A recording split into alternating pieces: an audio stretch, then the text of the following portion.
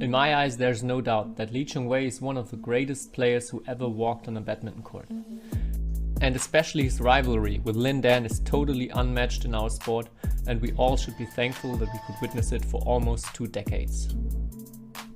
After my video with statistics about Lin Dan and his amazing career, I got so much positive and great feedback from you guys, and especially a lot of questions if I could do a similar thing with Lee Chong-wei. Even though Malaysia's superstar never won the Olympic Games or the World Championships, he definitely stacked up some insane numbers. And there are a couple of statistics that will definitely blow your mind, so get ready for it. To start out, I want to take a look at the number of weeks different players managed to stay at the top of the world ranking. Due to the change of the ranking system in 2009, it is a little bit tricky to get exact numbers before that year, so we're only gonna focus on 2009 until today, so around 11 years. Here we will see that in men's singles there are only 7 players who reached the top of the world ranking in those 11 years. India's Shrikant Kidambi stayed there for exactly 1 week, followed by Lin Dan with 14 weeks and Korea's Son Won-ho with 17 weeks. With 51 weeks, so almost an entire year, we will find Viktor Axelsen. Above him, there's Chen Long from China with 76 weeks and Kento Momota with 78 and counting. The Japanese shuttler is already there for quite a while, and it will be interesting to see how much further he will get up during his career. But I can tell you that catching up with Lee Chong-wei won't be easy for Momota. If we want to find Malaysia's top star, we have to look up until here.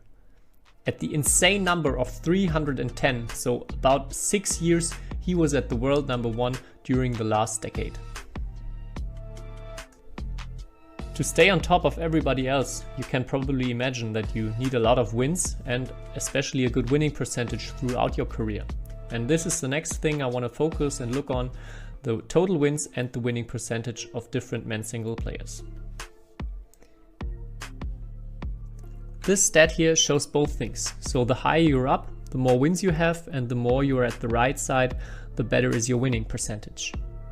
Around the number of 300, we can find a couple of still active players with Kento Momota, Viktor Axelsen and Chu Tianchen. Besides them, there are also a few retired players like Kenneth Jonassen from Denmark, Chen Jin from China or Adi Viranatha. Here you can also see that maybe the number of total wins from Adi Viranatha is not the most impressive one, and he is around 50 wins behind Chu Tianchen, but his winning percentage is far more impressive with more than 80%. In this stat, we will only find 3 more players with above 80%, and the next one is Paul-Erik Hoyer with 386 wins and almost 81% winning percentage. The next 3 spots in terms of total wins goes to Taufik Hidayat, Leon Il and Chen Long.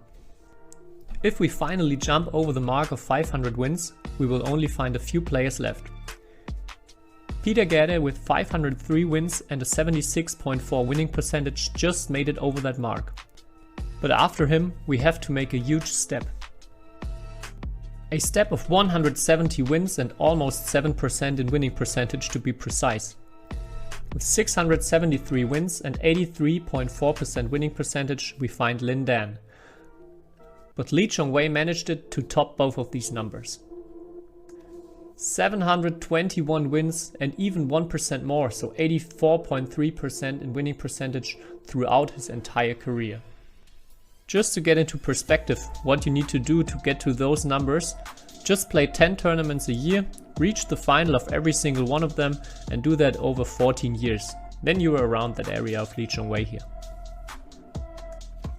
But I can tell you Lee Chong-wei was not only reaching finals in tournaments, he was also winning quite a few of them. So next up is the number of tournament wins, in former Super Series events or in the now equivalent World Tour events. If you look at those names here, you will realize quickly that it's not easy at all to win more than 10 tournaments on that level. Even players like Viktor Axelsen, Chu Tianchen and Shi Yuqi are below that mark. Players that got more wins are former greats, for example like Chen Hong, Peter Gade or Taufik Hidayat. A bit higher up, and once again very impressive numbers, Kento Momota with 19 tournament wins and Chen Long, even having 25 and still counting. Especially Momota got all of his wins in a very short period of time, and it seems almost certain that he will also climb the ladder here in that category.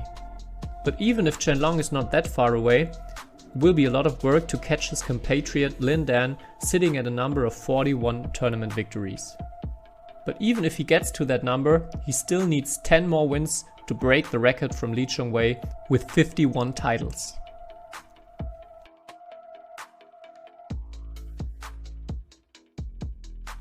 Another outstanding thing about Li Chongwei is not only his tournament victories, but also his pure dominance against other top players.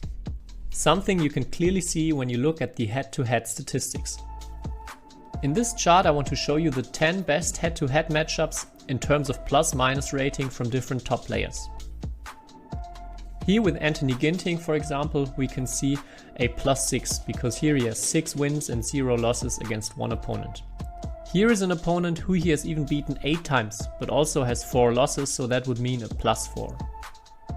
So generally you can say that dots that are far at the right side and still pretty low show a great plus-minus rating. Here you can see that most of Ginting's top 10 matchups rank around +2 or +3 in head-to-head. Shrikant Kidambi even has a +8 ranking with 11 wins and 3 losses against Wang Wingqi, but most of his best head-to-head comparisons are also around the area of +3 and +4. A little bit better, but also in a similar area, we will find Viktor Axelsen with head-to-heads ranging from +4 to +8. The first player with a 10 plus or higher rating in the head-to-head is Axelsen's compatriot Peter Gade. Maybe you can already guess who are the next on the list now. Again, despite of his young age, Kenta Momota was also able to stack up some impressive head-to-head matchups in his still young career. Just like his 14-1 record against Viktor Axelsen or his 11-2 record against Zhu Tianchen. The head-to-head from Chen Long is not less impressive. In each of his top 10 head-to-head comparisons, he is at least +8, and also against top players like Tommy Sugiarto, Hans-Christian Wittinghus or Janno Jørgensen. Once again, no surprise that the numbers of Lin Dan are even more impressive. Here we can see that all his best head-to-head comparisons are +10 or higher, and we are not talking about +10 against anybody. Here we will find superstars like Peter Gade, Bao Chunlai, or even the last missing player Li Chongwei. But although Li Chongwei has not the best record against Lin Dan and has lost 27 of their 39 matchups, still his head-to-head comparison to other players is more impressive than the one of the Chinese legend. Now here we can see the best matchups from all those players I've just presented you. And remember, the further the right and the lower the better. And now we can find Li Chongwei's best matchups exactly here. In total, he had 6 players that he was just dominating with 15 plus or even higher throughout his career. And again, we're talking about top players like Peter Gade, Kenichi Tago or Tommy Sugiarto. And not to forget the poor Bonsak Ponsana from Thailand. To end this video, I want to look at multiple tournament wins, and you will quickly see why. Over the last few decades, only 7 men's single players managed it to win the same tournament more than 3 times. One of them, of course, is Li Chongwei, who for example won the All England and the season final 4 times. Also, Peter Gade was able to pull that off at the Korea Open, as well as Chen Long at the Denmark and the China Open. There are 3 players with 5 victories at the same tournament. And Lin Dan even managed to do it at 3 different locations, also in Hong Kong, in China and at the World Championships. Paul-Eric Hoyer did it on home soil at the Denmark Open, and Li Chongwei also managed to do it at the Hong Kong Open. The Indonesia Open seemed to be a good spot for multiple wins. Adi Viranatha, Taufik Hidayat and Li Chongwei were all successful 6 times in Jakarta. In addition to that, Li Chongwei was also successful 6 times in Japan, and not to forget the remarkable 6 victories of Lin Dan at the All England Open. But you think winning the same tournament 6 times is already crazy? Wait a minute. At the Malaysia Open, Lee Chong-wei was just unstoppable, and in 15 years he won a total number of 12 titles. The way he performed in front of his home crowd was just extraordinary, and if you want to see a dominant player, then I can just recommend you to rewatch a few matches from Lee Chong-wei in Malaysia. And actually his last career title, the 12th Malaysian Open title in 2018 against Kento Momota, was one of the most impressive matches I've ever seen.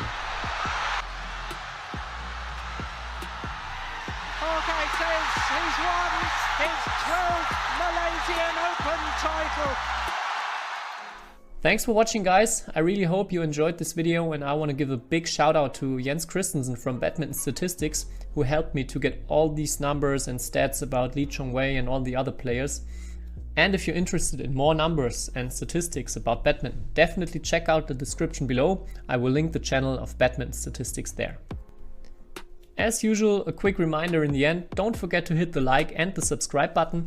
And if you have any further ideas for videos, maybe different players, maybe different categories, just let me know it in the comments below. I would love to get back to you there, and then I hope I can welcome you for the next video.